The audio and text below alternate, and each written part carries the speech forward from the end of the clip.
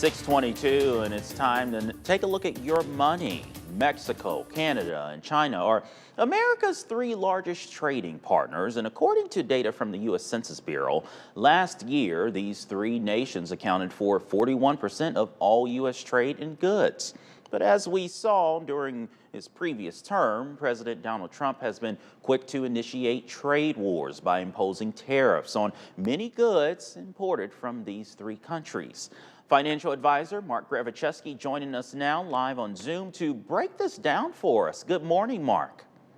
Good morning, Devin. How are you doing? Good to see you again. I know we almost kind of had a little bit of a mix-up here with the different time zones. Yeah, well, you have to remember, we also are springing forward, right? So a lot of us are still waking up at the same time.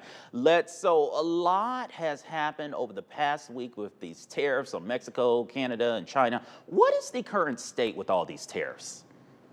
Well, it was certainly an eventful week on the tariff front. Look, on Tuesday, President Trump imposed a 25% tariff on all Mexican and Canadian goods imported to the United States. The one exception, though, was Canadian energy products, which is primarily Canadian crude oil, which received a lower tariff of just 10%. President Trump also raised his existing tariff on Chinese goods up from 10% to 20%. But then a couple of days later on Thursday, Devin, President Trump suspended that 25% tariff with Mexico and Canada, but just for those goods that fall under the USMCA, which is the U.S.-Mexico-Canada trade agreement. Now, roughly 50% of all goods imported from Mexico and 36% of all goods, we import from Canada fall under that USMCA. So the amount of Mexican and Canadian goods with the 25% tariff has been reduced. However, that 20% tariff on all Chinese imports is still in full effect. What do you believe is President Trump's motivation for engaging in these trade wars with our largest trading partners and, in some cases, our closest allies? Yeah, you're right. Absolutely right. Look, even dating back to his first term in office, Devin, President Trump has been highly critical of our trading partners and key allies. But he believes, their tariffs, quotas, trade restrictions on American-made goods are unjust and hurt our economy, especially the U.S. manufacturing and agricultural industries. But he also believes there's a lack of willingness, and this is a little bit different than his first term, by our trading partners to address those broader geopolitical issues, such as the flow of narcotics and migration, that he feels are a detriment to our nation. And look, Trump believes tariffs are a tool to force our trading partners to make those more U.S.-friendly policies. But as we've seen, President Trump surely realizes that any country will retaliate with tariffs of their own on U.S. goods. Why is he willing to take that risk?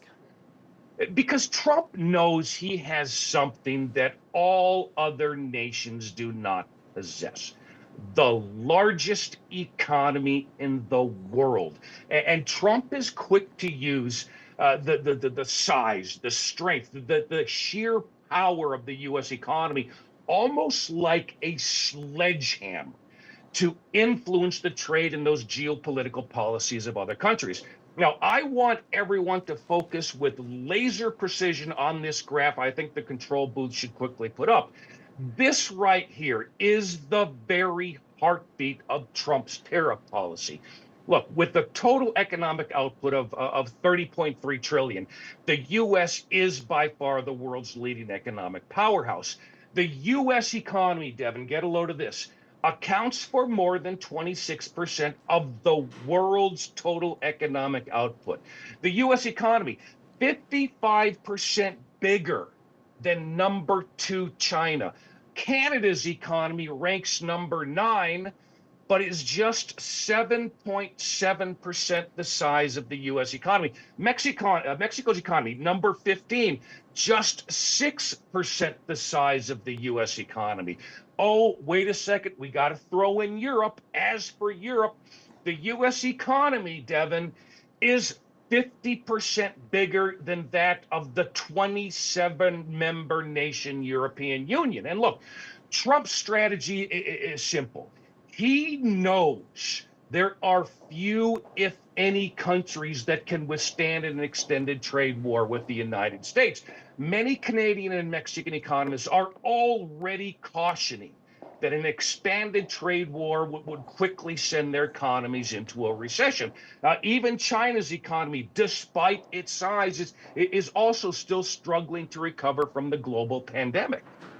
Yeah, this is a hot topic, and we know it's Yep. fluid day to day. So thank you so much. Very fluid. Yep. Yes. All right, Mark. We will see you next Monday. Thank you so much for joining us. Take care.